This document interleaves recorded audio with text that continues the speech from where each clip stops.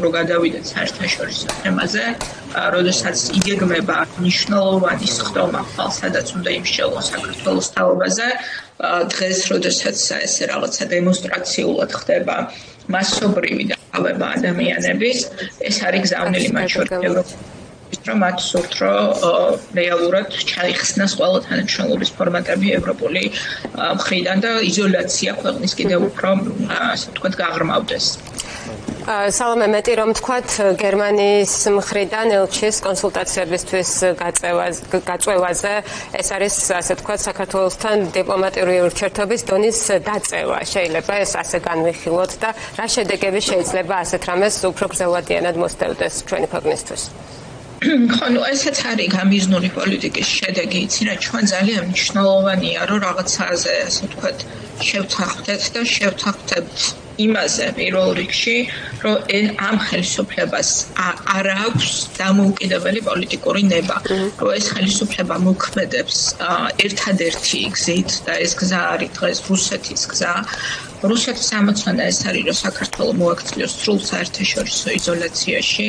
ამიტომ იქ თავდასხმა, რომელიც წარმოებს დასავლეთის წინააღმდეგ, მათ შორის გერმანიის ელჩის წინააღმდეგ, ესეც არის ნაწილი, ხო, ანუ აი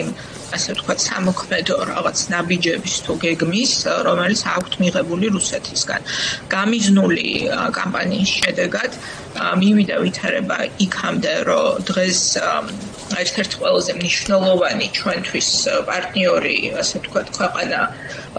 ფაქტიურად იღებს გადაწყვეტილებას, რაც არის ბოლო ნაბიჯი, შეიძლება ჩავთვალოთ ჩვენ დიპლომატიური ურთიერთობების გაწყვეტამდე, იმიტომ რომ ელჩის გაწევა კონსულტაციებზე და ეს გაურკვეველი ვადით არის, მე როგორც ვხვდები, ეს ნიშნავს სწორედ იმას, რომ ჩვენ ფაქტიურად დიპლომატიური ურთიერთობები გვეზღუდება გერმანიის მხრიდან.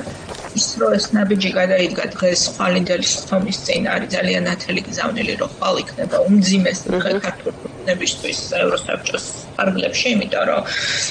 კიდევ ერთხელ ვამბობ, გავიდა უკვე 1 წელიწადი გაყალბებული არჩევნების შემდეგ და ყოველდღიურად ემატება საქართველოს დღევანდელი ხელისუფლების მხრიდან ის ნაბიჯები, რომელმაც უნდა გარდაუვალი გახადოს საქართველოს შემდგომი იზოლაცია ევროკავშირიდან. რა შეიძლება